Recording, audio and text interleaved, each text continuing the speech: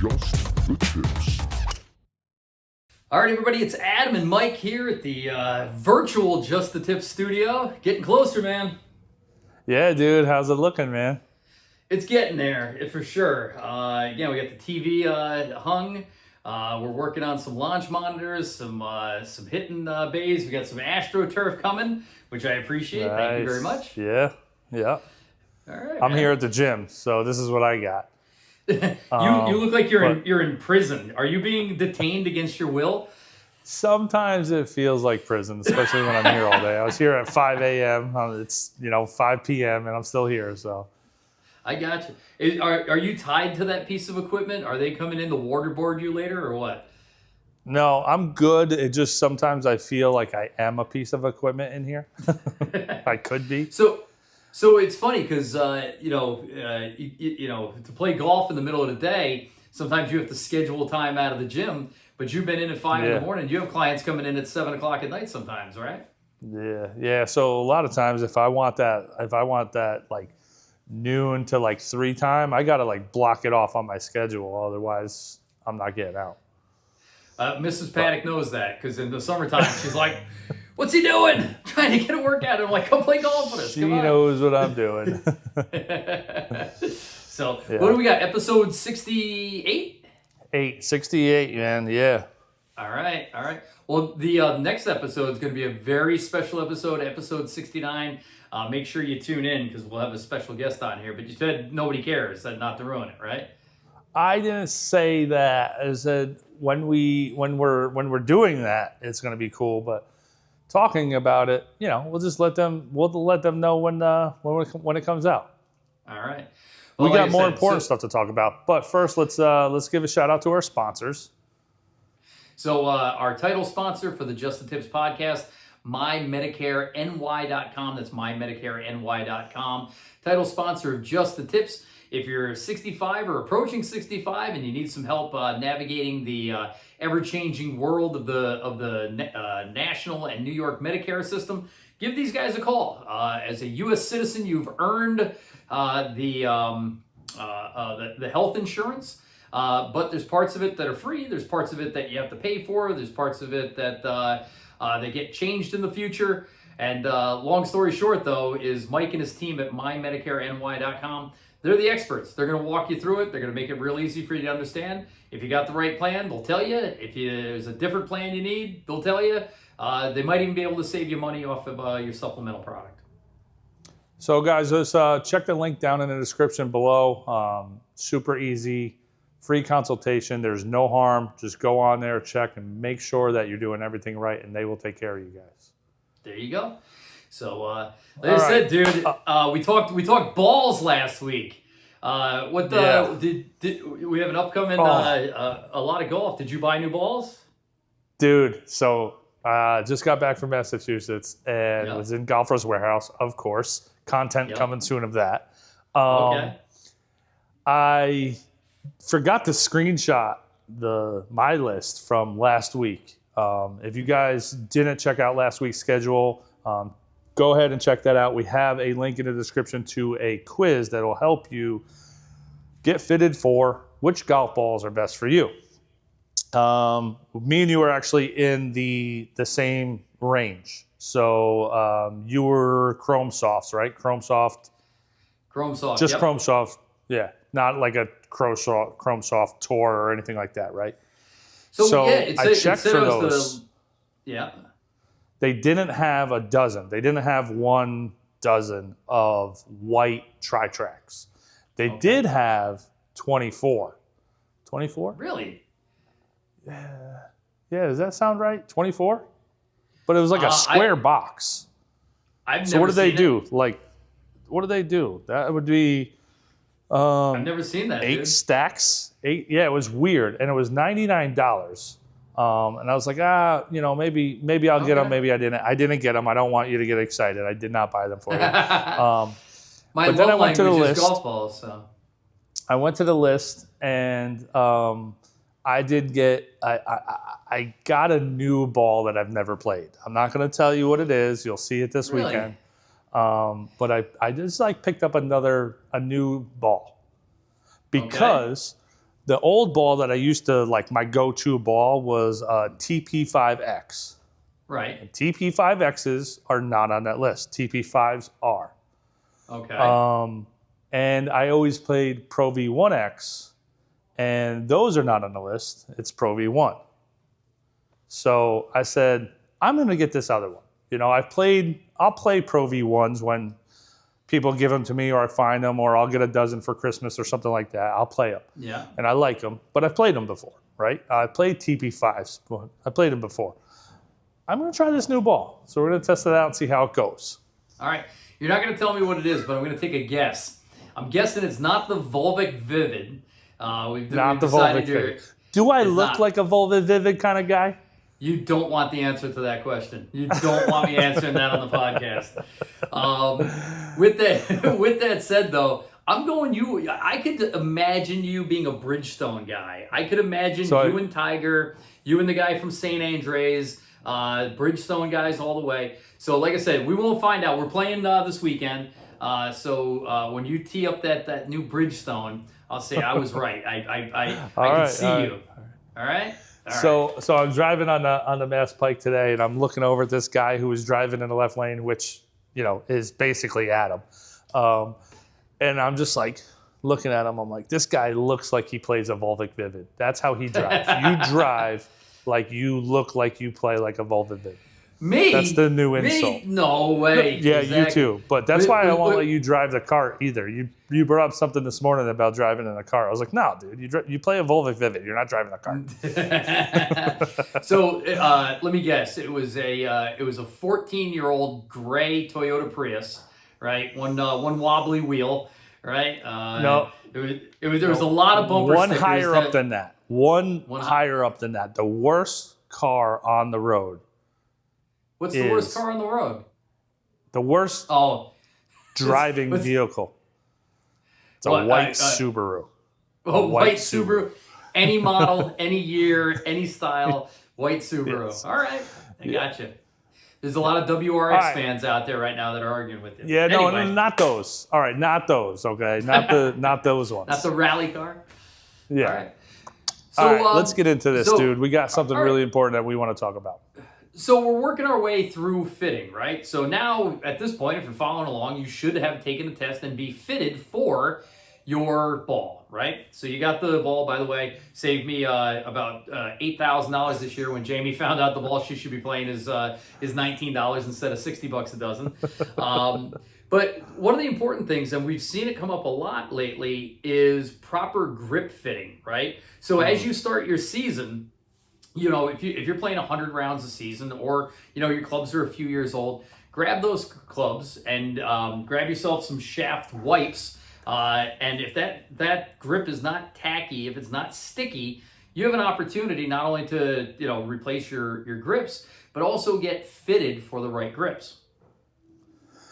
Yeah. So like you said, I mean, I think I've asked around. I think a general consensus is, depending on how much you play, obviously. Getting new grips every season, right? It's nice. They feel good. They're fresh. We play 100 plus rounds a season. You're getting regripped every year. Not to mention the practice. And the practice. Yeah. Mm-hmm. So, like you said, you have an opportunity now to, in between seasons, if you're going to regrip them, you better be buying the right grips. And how do we know if we're buying the right grips? Well, guess what? What? There's a quiz out there.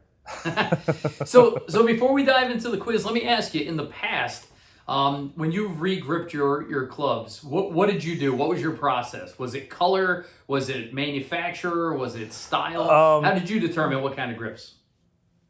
Color would probably be last. Here's the deal. I was about to re-grip my clubs the last time. And I just got new clubs instead. Just buy new clubs. You're like the guy where you go in to change your tires and you come out with a new car, right? Yeah. This car looks. It's got new tires on it. Yep, exactly. The other one needed new tires. This one's got new tires. That's how I was with the clubs. I'm like, they come with new grips. There you go. But I have looked in the past when buying grips of like what I should be getting. And the quizzes, I don't have my computer in front of me because I'm at work, but I do remember, because I looked at it last night as well. They do ask you a few questions, and it's more about preference and feel, but you also have to get the right size grips. So you have to measure your hand. So the biggest thing that they want you to do is you're measuring from, just below the palm of the hand to the tip of your middle finger. And then, whatever that is going to determine, standard, mid-size, jumbo, that kind of thing. And then they also want you to measure the length of your middle finger. I'll do it this way. Just to, have those two measurements on figuring out what size grip that you need. And that is super important, right? I mean, I don't know why anyone would think that it's not important, right? And if you're following along and you follow our channel, thank you. But you probably also follow YouTube Golf. And Bryson DeChambeau and John Daly played a break 50 match together. And it was one of the biggest things that John Daly pointed out was like, one of the biggest mistakes that amateurs do is they don't get fitted for grips. And I think it kind of went viral, like a snippet of that went viral about him saying that. So I saw that too, and again, like I always do, it kind of brought me back to when I was a kid playing at Rondout Country Club. I used to re-grip clubs back there. Re-gripping clubs is not a difficult thing to do. Don't let anybody tell you it's there's not a high degree of skill to it. But back in the day, you had two sizes of grips. You had regular and you had jumbo. And jumbo was like having a loaf of Wonder Bread on the end of your club, right? And standard was really thin. You could almost feel the shaft at the bottom of the grip. I remember working with John of the grip. Yeah, I remember working with John DeForest, the pro, and he was a bigger guy, taller guy, bigger hands, and we would double and triple up the amount of tape that was underneath the grip to make it bigger for his hands. But that was really all your control was how many layers of tape would you put on there. Now the average golfer never thought about it, and unless you had gigantic hands or you had like bad arthritis, you just played standard grips. Today, how many different sizes of grips are there? Well, I think there's standard, there's mid-size, and then there's jumbo. And then I think they have one under standard. Mm-hmm. And then they also have this like something like in between standard and mid-size that's like a +4, they call it.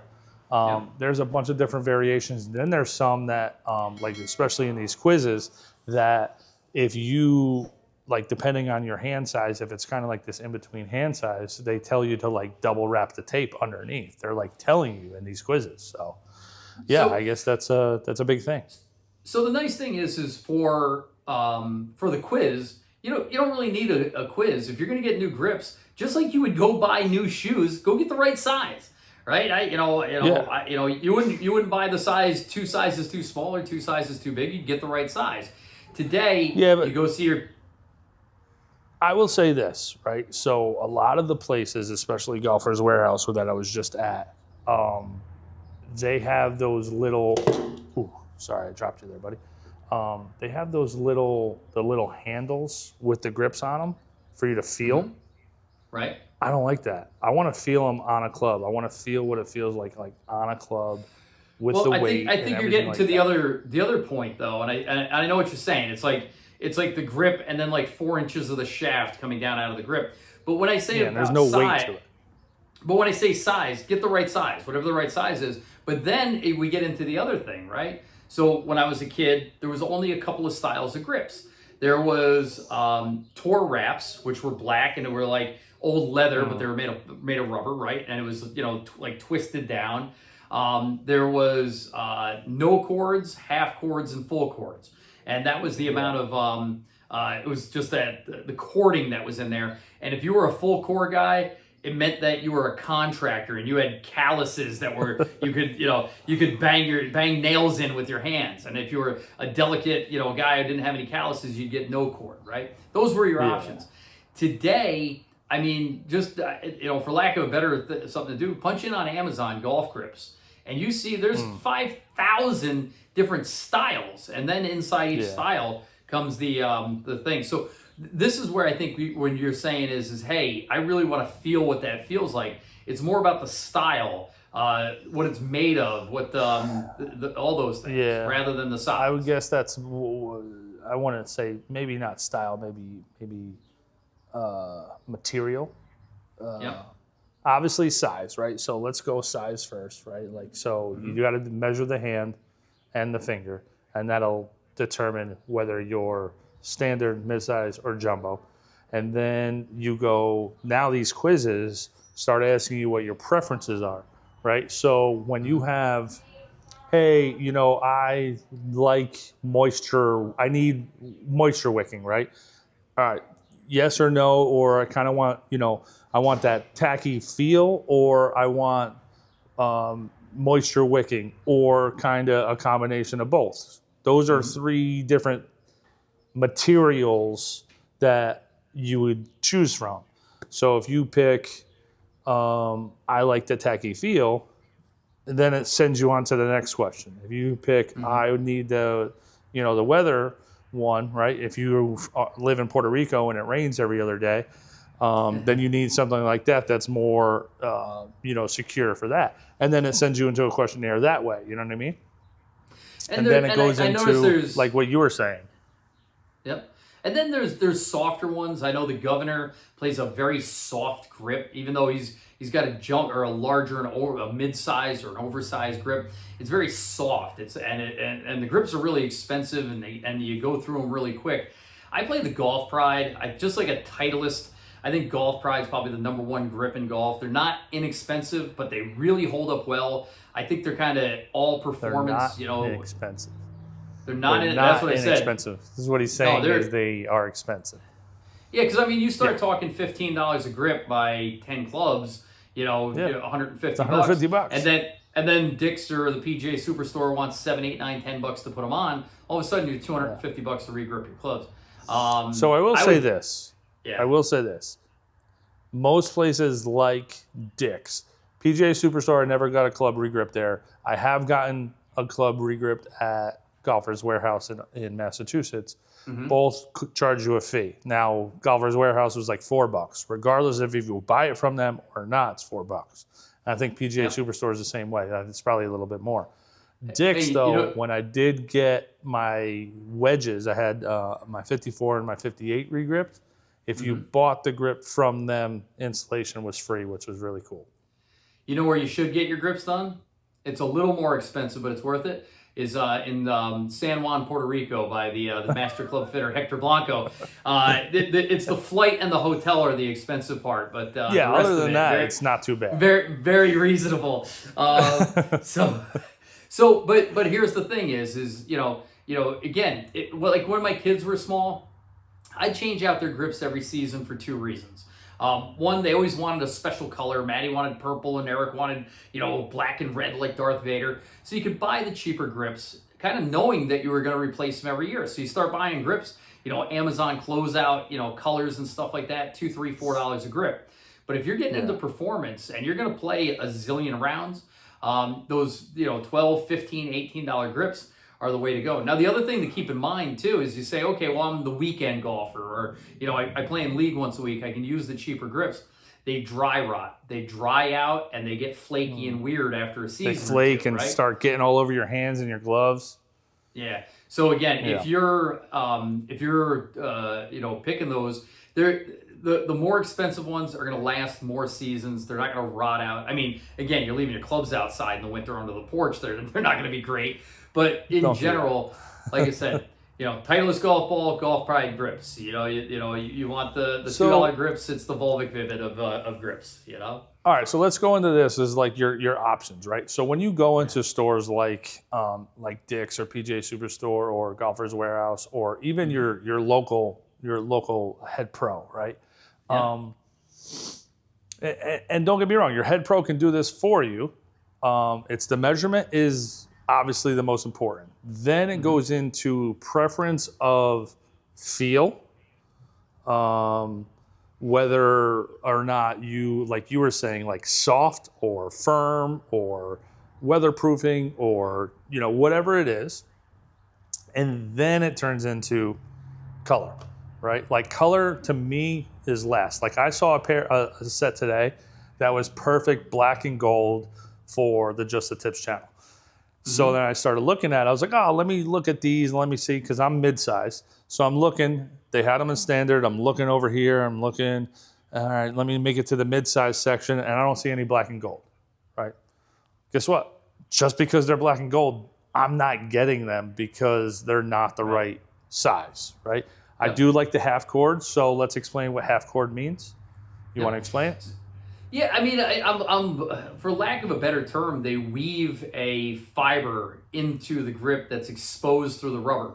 So think about it this way: if it was just the rubber or the material of the grip, it could be tacky when they're new. They could be a little slick when you get humid or when the grips start to wear. But when they put that cording in there, again, it gives you an extra layer of grip. It reminds me of like putting, Yeah, like something like on your tires, right? Like the cord in like whatever you put on in the wintertime. What is that? It's kind of like putting chains on your tires in the wintertime. Just not as dramatic, but you see it. The one thing though is it will tear up your hands. It will tear up your gloves. Now, if you're playing all the time, or you're somebody with some calloused hands, those cords are great because it does give you that extra grip. Now they've eased up over time. What I like though is that you're running into, like, especially the Golf Pride, and there's a bunch of them out there. They're like several different materials. You might have a little softer, but with a cord on the bottom, and a little firmer and no cord on the top. So where your hands go are a little bit different. Right? Yeah. So would that be a full cord or a half cord? No, so the cording is, if it's full, it means from the top of the grip to the bottom of the grip, all the way around is corded. But you would notice a difference throughout the thing based on like where your hands are on a full cord. Yep. So then a half cord could be one of two half cords, right? It could be the lower half. I've never seen them on the top. They probably exist, but I've never seen them. The bottom of it. So the bottom half of the grip. So you know what? I got a golf club right here. I should just demonstrate with this. So from here to here would be corded, right? From here to here. What grip do you have on there?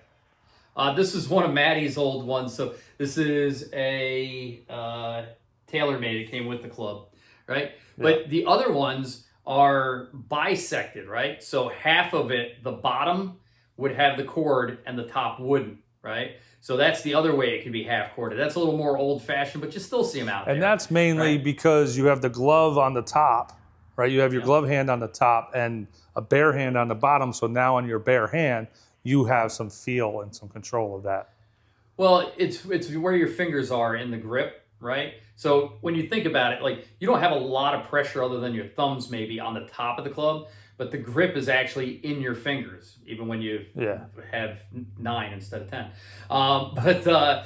So those half cords, or it's the bottom hand, right? So those are the two places where you might have half cord, right? And then you could have none, like just like these. I mean, these are women's clubs, and these were for my daughter when she first started playing. So they're as soft as you can get. They're very narrow. There's no cording. They're going to be as gentle on your hands as possible, while still they do have some tacky. Texture to it. Yeah, yep. So that that goes into the last thing that I have, and I'd be interested to get your opinion on it because it's really important to me.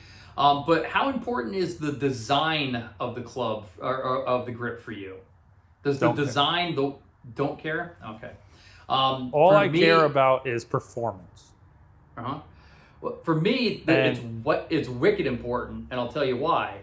Those Golf Pride grips, they have several bands they look like decorations, and on the top there's a spot that's just a little. It looks like a dash or an underscore. I'm telling you, I put my thumb on that same spot every time. When I put these TaylorMades, it's going to be hard to see, but you can see here that the design, right, is actually where you put your thumb and forefinger, right? So when you put it on here, Why? That's what the design's for. You put your thumb here. And I already forgot that you told me that last summer. And that gives you the perfect because now grip, it's natural to me. Now it's natural to me because you said, because on the golf prides, they have a little V. And you're like, dude, that's kind of where you put your thumb. And, you know, if you don't have a perfect grip or if you've kind of adjusted your grip over the years, you told me like just a little stronger to the V. And I'm like, I was just like, I punched myself later that day because I was like, dude, why didn't I really think of that? And it's probably because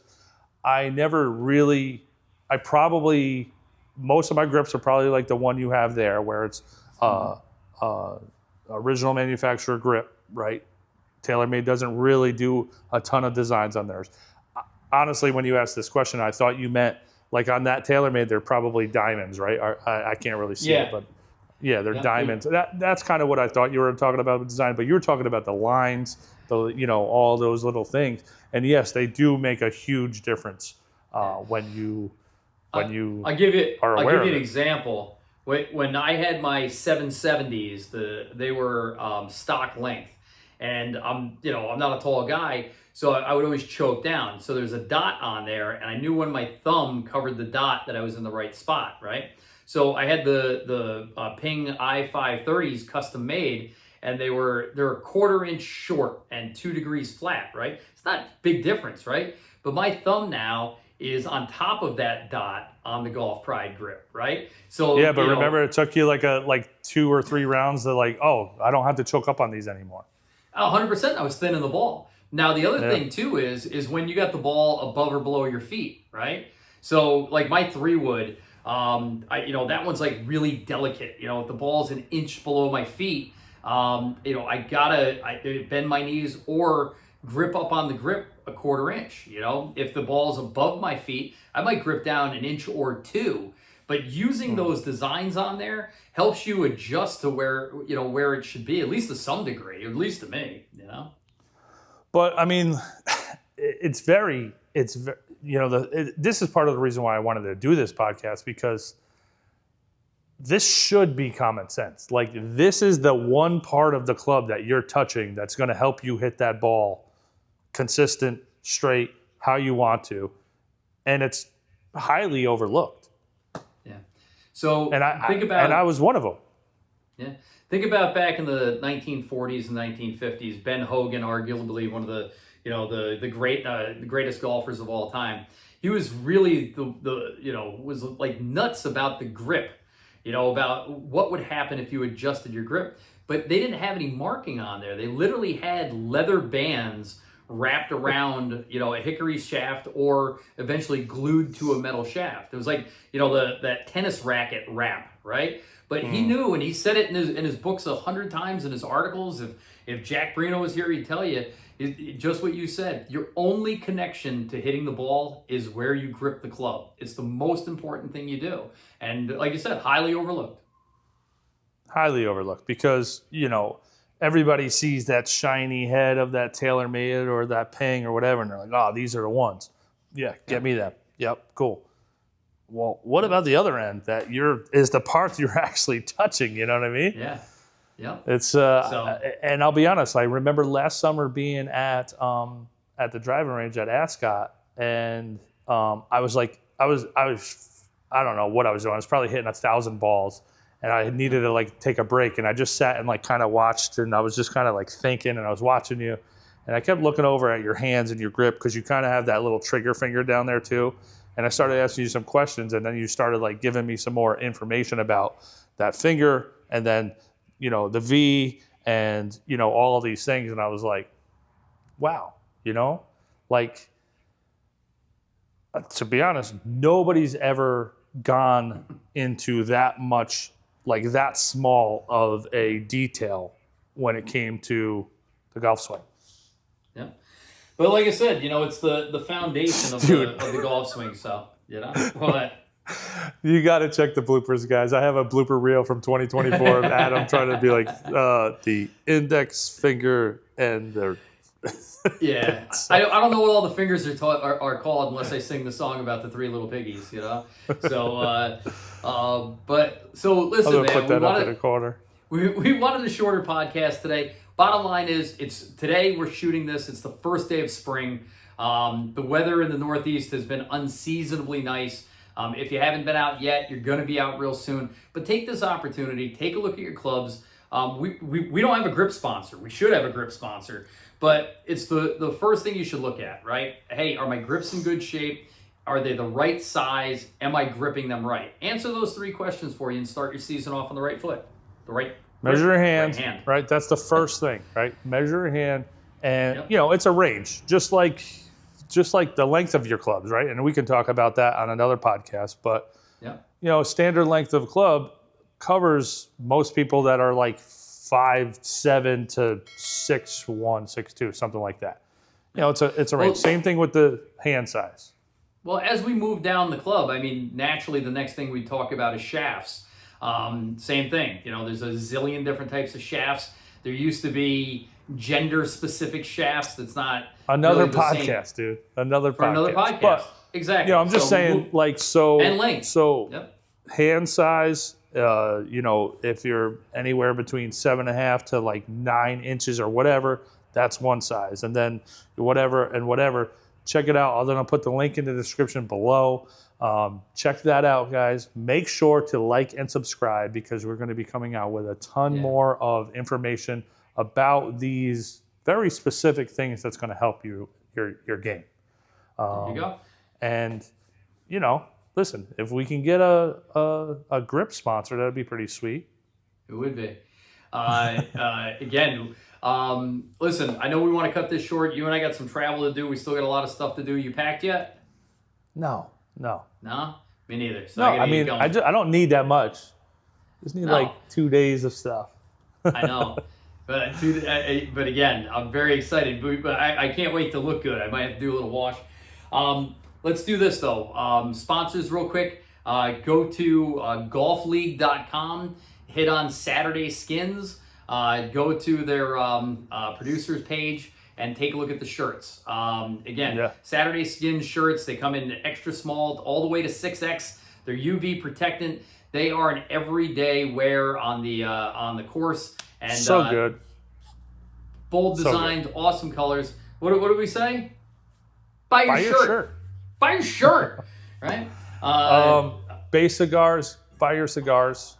I mean, I don't know. You love to talk about the sponsors on like giving them things. Like, listen, we're telling you guys these things because this is what we do. Like Adam, I actually asked all the guys on the trip. They love the cigars. All right, so buy your cigars. Yep. Sundogs. I don't have mine. You got yours?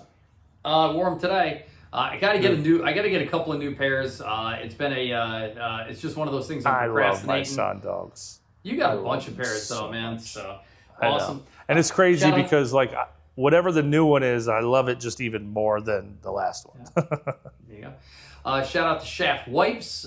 Use them to wipe down your grips. Then wipe your shafts, then wipe your heads, then wipe your shoes, then wipe your balls. You get all one out of golf balls. Either way, but you can get one. Bring those.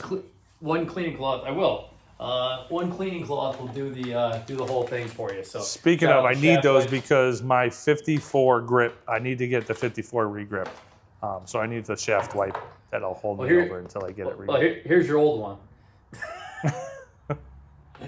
There you go. Who we got? We got shaft wraps. Shaft wraps. Get your shaft wraps. Like I said, they'll hook you up black or. Listen. Comment down below if you want custom Just the Tips shaft wrap, and we'll send you one. We'll send it to you. And make that wedge look awesome. My 58. Once you put that on my 58, it started working. Yeah. Just so saying. I had. Is that what it was? Yeah. I had one of the girls from the golf team didn't have a sand wedge, so I had one of my old Vokies from last year, and I said use this until you get something, and she's chipping with it, and she goes, "What is this?" I go, "What?" And it had the Augusta topographical map shaft wrap on that Vokey. And I told her, she's like, that's awesome. So like I said, get your shaft And then wraps. you got custom Wedgewoods. All right, check those out, guys. Check all the links down below. Use the codes to get 15% off on most of this stuff. Listen, like, subscribe, follow. Help us check out. us out on Instagram, TikTok, and we love you guys. Thank you for listening. We every week we hear more and more people talk about the previous podcast that they listen to, and they kind of talk to us, and they like certain things, or they say, "Oh, you guys need to talk about this next." We do truly appreciate it. Feel free to come up to us and give us, if you have any questions and want us to address on a podcast, just let us know. Yeah, and if you want, like in the old days when you used to get together with friends to watch like Seinfeld or Friends like on a Thursday night, do the same thing. Get a bunch of people together and watch the podcast, right? And we'll invite us and we'll come watch it with you. But all on separate phones so that we get all the views. That's true too. That's true too. Yep. Watch it on 6 devices, all right? But listen, dude, I'm looking forward to our trip. We got some unbelievable comments or content coming to you. Some special guests. We're making some ridiculous connections. And you guys know when we go away that we always bring back cool stuff. So I'm excited. We'll talk to you guys next week. I'm Adam. All right. I'm Mike. Just the tips. Just the tips.